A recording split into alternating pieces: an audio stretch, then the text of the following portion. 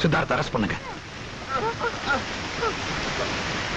அப்பா, எதுக்காக அண்ணன் அரெஸ்ட் பண்ண சொல்றீங்க? எதுக்காக அரெஸ்ட் பண்ண சொல்றீங்க?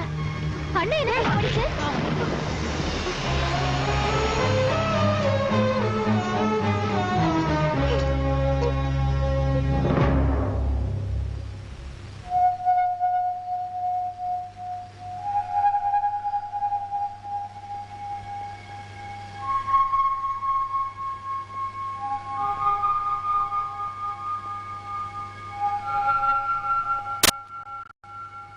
என் மேல கோவமாடா?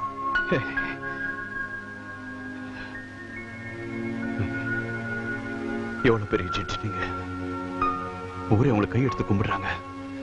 அப்படிப்பட்ட உங்க மேல அவங்க வச்சுட்டா அந்த பாசடகி அடிச்சு கொல்லுப்பேன். தப்பிச்சிட்டா.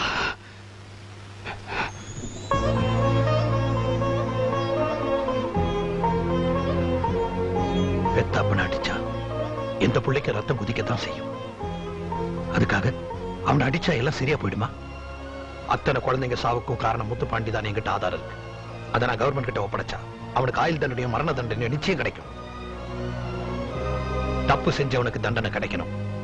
ஆனா அதை நாம கொடுக்க கூடாது, சட்டம் தான் கொடுக்கணும். எதையுமே சட்டப்படி செஞ்சாதான் தப்பு செய்யறவனுக்கு பயம் இருக்கும். அந்த பயம் இருந்தாதான் இந்த நாட்டு மக்களுடைய அத்தனை பேர் வாழ்க்கை நிம்மதியா இருக்கும். அப்படிப்பட்ட சட்டத்தை எந்த ஒரு தனி மனுஷனும் தான் கையில் எடுக்கக்கூடாது. அது ஒரு ஜட்ஜோட மக. நீ எடுக்கலாமா? அதனால தாண்டா உன்னை கைது பண்ண சொல்லு.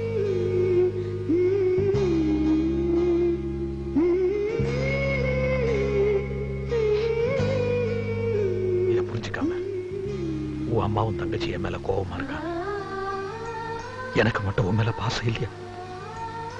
நான் செஞ்சது ஏதாவது தப்பு நீ நினைச்சினா என்ன? ஏப்பா ஏப்பா இப்படி எல்லாம் பேசுறீங்க? நான் செஞ்ச தப்புக்கு எனக்கு என்ன தண்டனை கிடைச்சாலும் பரவாயில்ல. நீங்க என்ன மன்னிச்சிட்டாலே போதும்.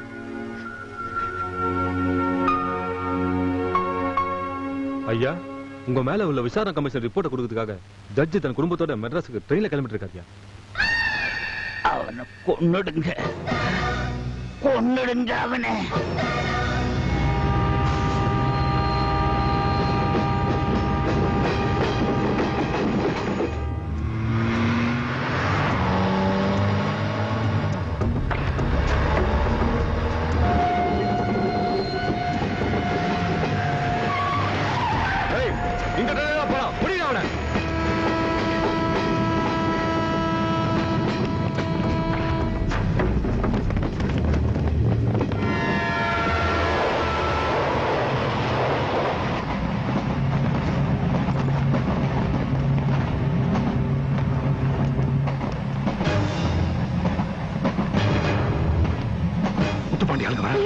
சீக்கிரம் போங்க போங்க.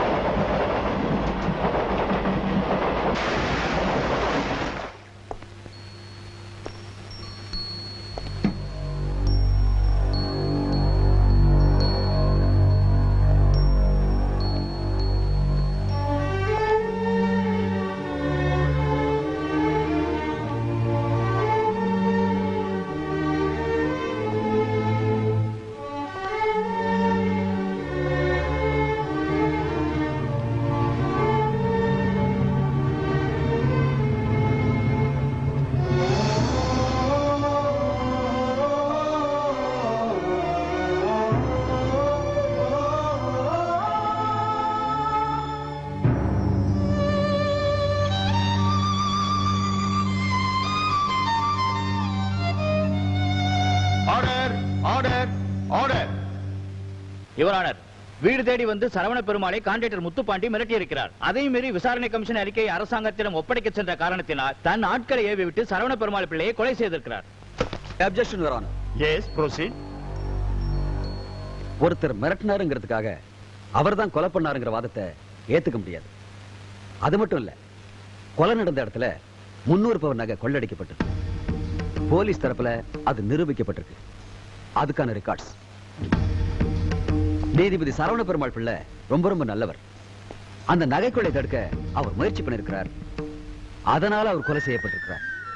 இதுக்கும் முத்துப்பாண்டிக்கும் அவருடைய ஆட்களுக்கும் எந்தவித சம்பந்தமும் கிடையாது. எனவே எனது கட்சிக்காரரையும் அவரது ஆட்களையும் விடுதலை செய்யும்படி கேட்டுக்கொள்கிறேன்.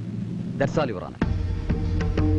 இந்த வழக்கை விசாரித்த வகையில் கான்ட்ராக்டர் முத்துப்பாண்டிக்கும் இந்த கொலைக்கும் எவ்வித சம்பந்தமும் இல்லை என்று நிரூபணமாகிறது. எனவே இவர்கள் அனைவரையும் விடுதலை செய்கிறேன்.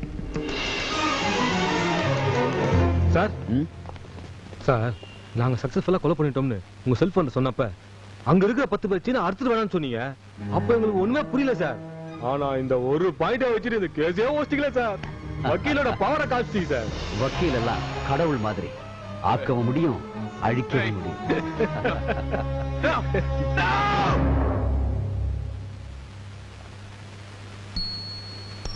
என் தங்கச்சிக்கு என்ன ஆச்சுன்னு இதுவரைக்கும் எனக்கு தெரியாது.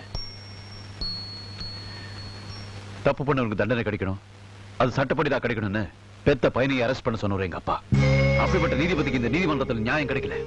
காரணம், குற்றவாளிங்க தெரிஞ்சு அந்த குற்றவாளிகளை தன்னுடைய வாதத்தின் மேல காப்பாற்ற சில வக்கீல்கள்.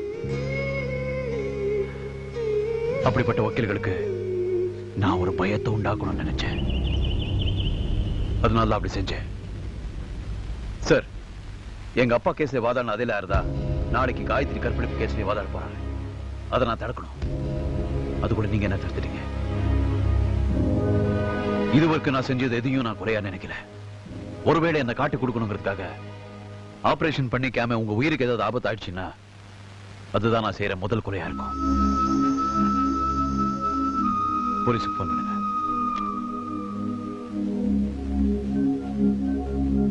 Hello, military hospital.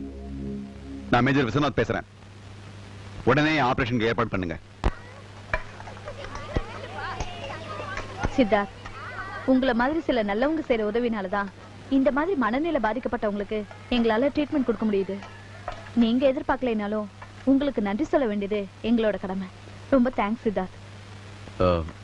இங்க காயத்ரின்னு ஒரு பொண்ணு இருக்காங்களே, அந்த ரேப் கேஸ்ல உங்களை பார்க்கலாமா?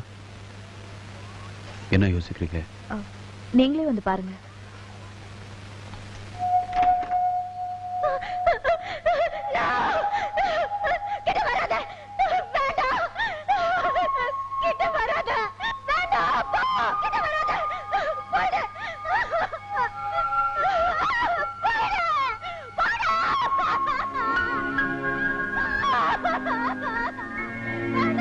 இவளை கெடுத்துட்டான்னு தெரிஞ்ச அடுத்த நிமிஷமே அவங்க தாத்தா அதிர்ச்சியில இறந்துட்டாரு.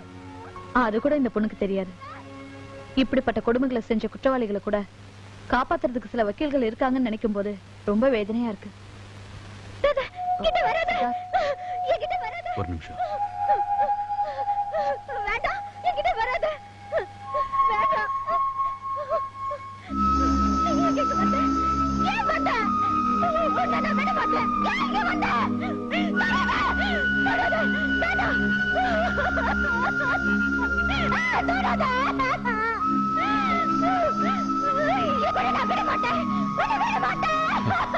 நானும் விட மாட்டேன். உனக்கு நியாயம் கிடைக்கிற வரைக்கும் நானும் விட மாட்டேன். நியாயத்துக்கு குரல் கொடுக்க வந்திருக்கீங்களா? காயத்ரி முகில் ரேப் பண்ணத 250 ஸ்டூடெண்ட்ஸ் பார்த்திருக்காங்க. ஆனா நீங்க 5 பேர் தான் சாட்சி சொல்ல வந்திருக்கீங்க. நீங்க எதுக்காக சாட்சி சொல்ல வந்திருக்கீங்கன்னு நான் சொல்லட்டுமா? என் கட்சிக்காரர் முகில் உங்க ஒத்துழைப்போட தான் பிளான் பண்ணி காயத்ரி ரேப் பண்ணிருக்காரு. அதுக்காக உங்களுக்கு பணம் தரதா அவர் சொல்லியிருக்கார். சொன்னபடி அவர் அமௌண்ட் தரல. அதனாலதான் நீங்க அவருக்கு எதிராக சாட்சி சொல்ல வந்திருக்கீங்க. சோ முகிலுக்கு தண்டனை கொடுக்கறதா இருந்தா அவருக்கு துணையா இருந்த உங்களுக்கும் தண்டனை கொடுக்கணும். அவருக்கு 10 வருஷம் தான், உங்களுக்கு 5 வருஷம். ஜெயிலுக்கு போனா உங்க லைஃப் என்ன ஆகும்னு யோசிச்சு பாத்தீங்களா? என்ன சார் இப்படி எல்லாம் பேசுறீங்க? அதுதான் கருணாகரன். கோர்ட்டுக்கு வரீங்களா? கூண்டுல ஏறுறீங்களா? சாட்சி சொல்றீங்களா?